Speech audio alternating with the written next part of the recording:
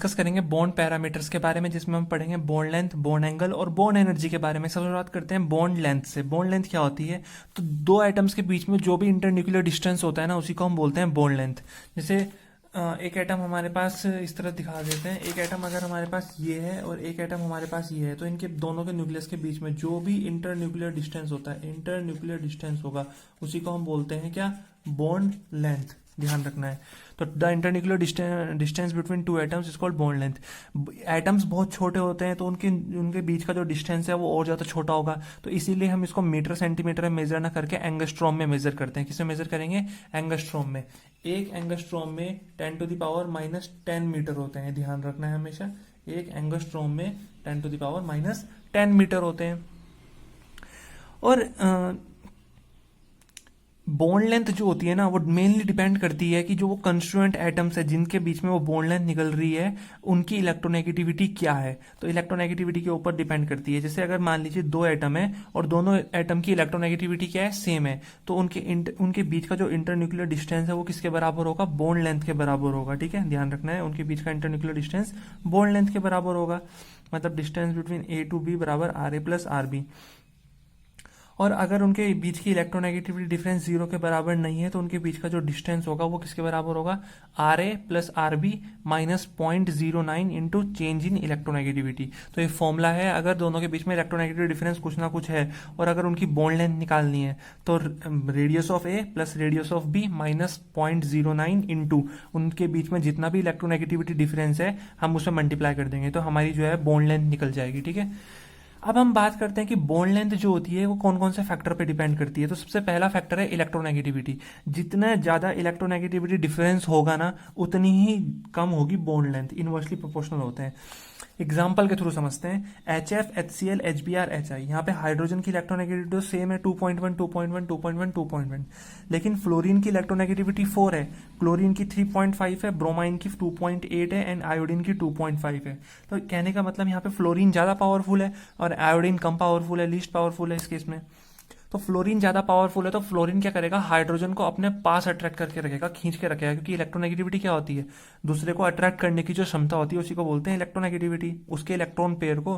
तो जब electron pair को पास पास लाएगा, तो वो एटम भी अपना पास पास आ जाएगा। तो इनके बीच में इलेक्ट्रोनेगेटिविटी गैप सबसे ज्यादा है, मतलब फ्लोरीन पावरफुल है, तो बॉन्ड लेंथ क्या हो जाएगी? अपने आप कम हो जाएगी। ठीक है, और फ्लोरीन का साइज वैसे भी छोटा होता है, तो इनकी बॉन्ड लेंथ क्या है? कम है, क्योंकि साइज अगर छोटा है तभी तो इलेक्ट्रोनेगेटिविटी ज्यादा है। ऐसे भी समझ सकते हैं। अगर इसको इलेक्ट्रोनेगेटिविटी से ना समझे तो हम साइज से भी समझ सकते हैं। और हमें पता है कि साइज जो होता है वो इनवर्सली होता है इलेक्ट्रोनेगेटिविटी के। जिसका साइज बड़ा है उसकी इलेक्ट्रोनेगेटिविटी कम, और जिसकी इलेक्ट्रोनेगेटिविटी क्या है? ज्यादा है, उसका साइज क्या होगा? कम। तो यहाँ पे हाइड्रोजन का साइज तो सब में सेम है, लेकिन फ्लोरीन, क्लोरीन, ब्रोमाइन, आयोडीन में फ्लोरीन की इलेक्ट्रोनेगेटिविटी ज्यादा है, तो इसका साइज क्या है? छोटा है। तो हाइड्रोजन छोटा, फ्लोरीन छोटा, तो इनके बीच की बॉन्ड लेंथ क्या होगी? कम होगी। और क्लोरीन की इलेक्ट्रोनेगेटिविटी सबसे कम है, तो इसका साइज क्या है? वैसे भी सबसे बड़ा है, क्योंकि नीचे आते वक्त साइज क्या होता है? बढ़ता है, बिकॉज नंबर ऑफ शेल्स बढ़ती हैं। तो आयोडीन का साइज बड़ा है, तो हाइड्रोजन छोटा, आयोडीन इतना बड़ा, तो इनके बीच का जो इंटरन्यूक्लियर डिस्टेंस है वो क्या हो गया? ज्यादा हो जाएगा। तो इस तरह से हम समझ सकते हैं। चलिए अगला फैक्टर देखते हैं क्या होता है। अगला फैक्टर है बॉन्ड ऑर्डर या फिर नंबर ऑफ बॉन्ड। जैसे कार्बन कार्बन सिंगल बॉन्ड है, carbon carbon double bond, carbon carbon triple bond, जैसे एल्केन एल्कीन एल्काइन में होता है। तो यहाँ पे जितना ज्यादा बॉन्ड ऑर्डर होगा, बॉन्ड लेंथ उतनी ही छोटी होती है। यहाँ पे सिंगल बॉन्ड है तो बॉन्ड लेंथ बड़ी होगी, यहाँ पे डबल बॉन्ड है बॉन्ड लेंथ छोटी होगी, और यहाँ पे ट्रिपल बॉन्ड है तो बॉन्ड लेंथ क्या होगी? बहुत छोटी होगी। ध्यान रखना है। एंड थर्ड जो पॉइंट हमारे पास आता है वो है हाइब्रिडाइजेशन। हाइब्रिडाइजेशन की अगर बात करें तो हम बोल सकते हैं कि परसेंटेज ऑफ एस कैरेक्टर जो होता है वो इनवर्सली होता है बॉन्ड लेंथ के। मतलब एस कैरेक्टर की जितनी ज्यादा परसेंटेज होगी, बॉन्ड लेंथ उतनी ही कम होगी। तो यहाँ पे जैसे हम अगर एस कैरेक्टर निकालते हैं, ये हमने हाइब्रिडाइजेशन वाली वीडियो में सीखा था कि सिग्मा बॉन्ड से कैसे हम एस कैरेक्टर निकालते हैं। इसकी हाइब्रिडाइजेशन कितनी है? sp3। क्यों? क्योंकि 4 सिग्मा बॉन्ड है यहाँ पे, सिग्मा सिग्मा सिग्मा सिग्मा, तो sp3। इस पे भी 4 सिग्मा बॉन्ड है, 1 2 3 4, तो ये भी sp3। तो परसेंटेज ऑफ एस कैरेक्टर कितना आया? 25%। यहाँ पे देखते हैं सिग्मा सिग्मा सिग्मा एक पाई होगी, तो 3 सिग्मा है, तो मतलब sp2, तो परसेंटेज ऑफ एस कैरेक्टर कितना आया? 33.3%। यहाँ पे एक सिग्मा 2 सिग्मा मतलब sp, तो परसेंटेज ऑफ एस कैरेक्टर कितना आया? 50%। तो जितना ज्यादा एस कैरेक्टर होगा, बॉन्ड लेंथ उतनी छोटी होगी। तो ट्रिपल बॉन्ड की बॉन्ड लेंथ क्या होती है? छोटी, और सिंगल बॉन्ड की बॉन्ड लेंथ क्या होगी?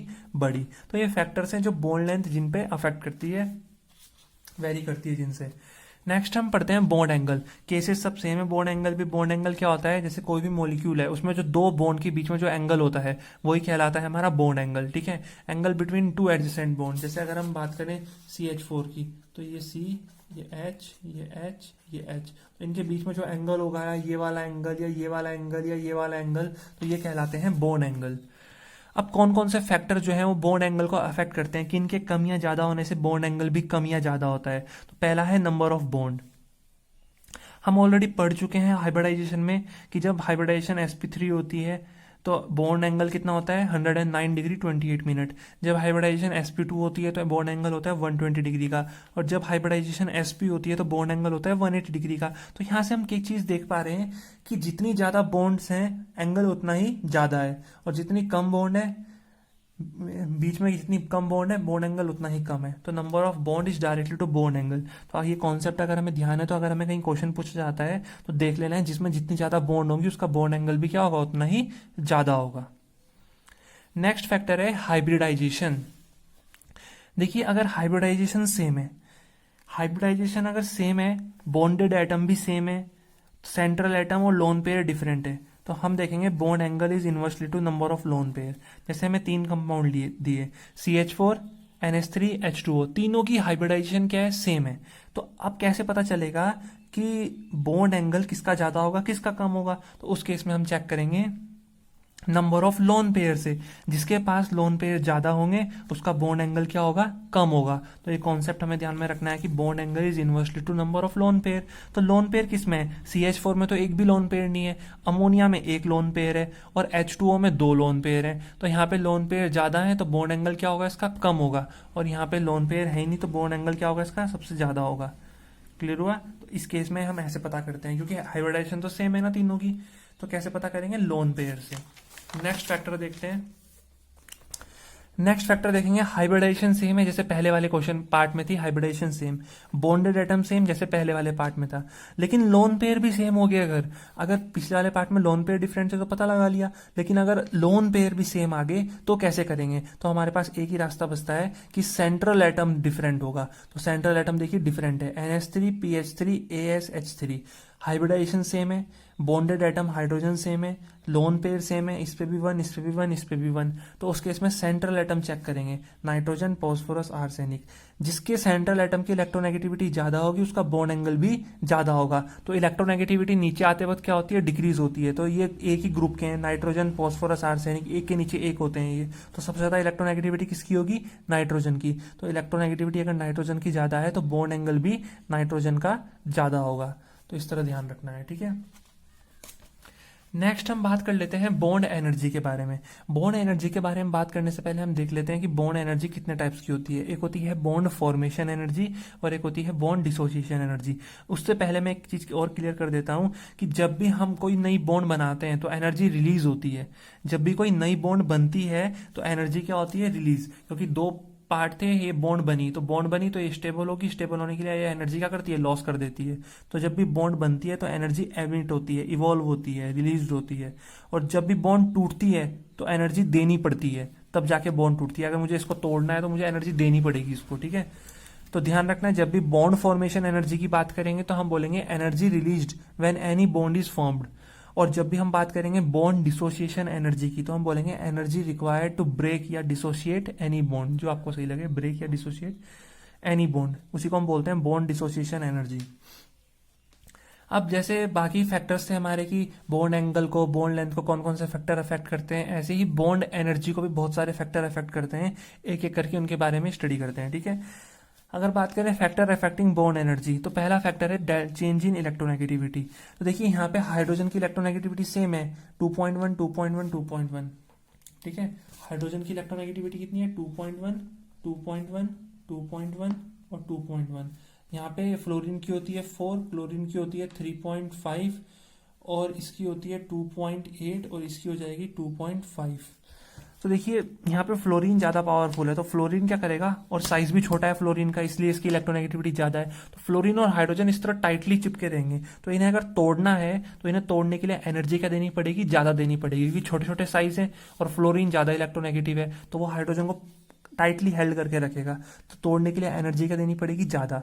ऐसे ही HI की अगर बात करें, हाइड्रोजन छोटा सा, क्लोरीन इतना बड़ा, ये इतना इजिली कंफर्टेबल नहीं होते एक दूसरे के साथ, तो आयोडीन की इलेक्ट्रोनेगेटिविटी भी कम है, तो ये इसको होल्ड करके ज़्यादा देर तक अट्रैक्ट करके नहीं रख पाता, कम एनर्जी में ही ब्रेक हो जाते हैं due to large size of iodine और high low electronegativity of iodine. तो इसी वजह से हमने एक कॉन्सेप्ट निकाला कि जो डेल ई एन है अगर वो ज़्यादा होगा, मतलब एक पावरफुल होगा, तो बॉन्ड एनर्जी उतनी ही ज़्यादा रिक्वायर्ड होती है। तो ये हमने कॉन्सेप्ट के थ्रू भी समझा और सिंपल लैंग्वेज में भी समझा कि क्यों एच को तोड़ने के लिए ज़्यादा एनर्जी रिक्वायर्ड है, क्योंकि फ्लोरीन का साइज भी छोटा है, हाइड्रोजन भी छोटा है, फ्लोरीन की इलेक्ट्रोनेगेटिविटी ज़्यादा है, तो टाइटली हेल्ड करके रखेगा ये इसको इस तरह से। अगला है बॉन्ड ऑर्डर।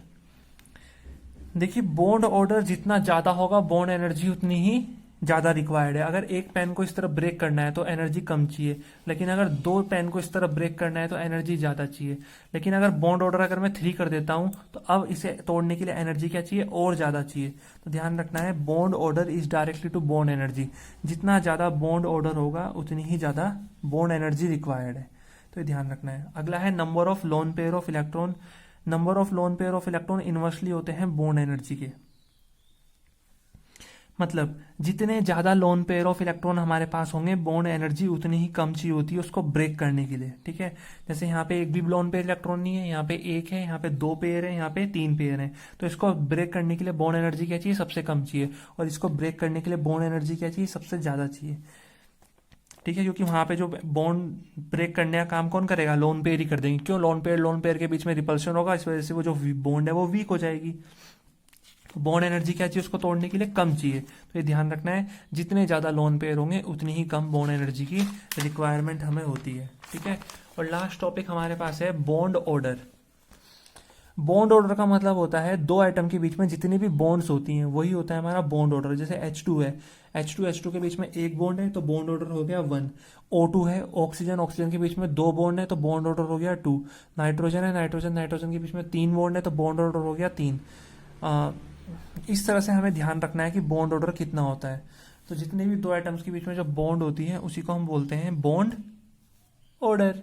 तो आज की इस वीडियो में इतना ही था। अगर आपको वीडियो अच्छी लगी तो प्लीज़ लाइक करें, शेयर करें वीडियो को अपने फ्रेंड सर्कल में, और चैनल अगर अभी तक सब्सक्राइब नहीं किया तो प्लीज़ चैनल को सब्सक्राइब कर लें।